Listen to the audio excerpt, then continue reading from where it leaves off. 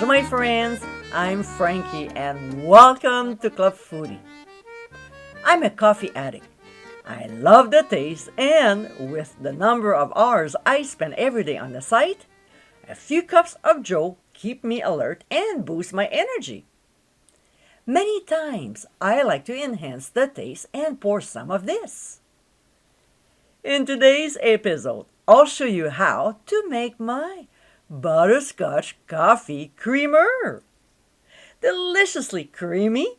This is an easy recipe that you coffee lovers will really enjoy. So let's start.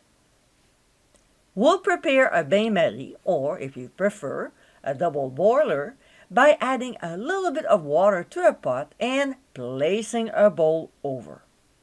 It's important that the bottom of the bowl doesn't touch the water because it will get too hot and might compromise the results. I explain more on the website, so check it out. We'll turn the heat to medium-low and bring the water to a simmer before adding our butterscotch chips and half. We'll stir often until the butterscotch chips are all melted. It's a slow process, so play your favorite music. Can you expedite this step by using the microwave? Of course, but I personally don't like it. A couple seconds too long and the mixture can be burnt, then we have to start all over again.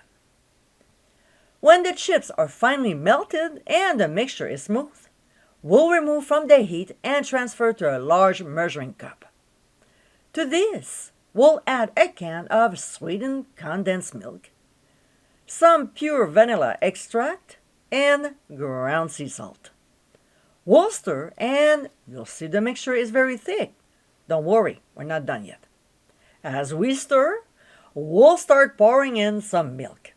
I'm using 1%, but 2% works too. And stay away from homo. The mixture is already thick as it is. And we'll keep adding until we get the desired consistency. Half a cup is normally sufficient.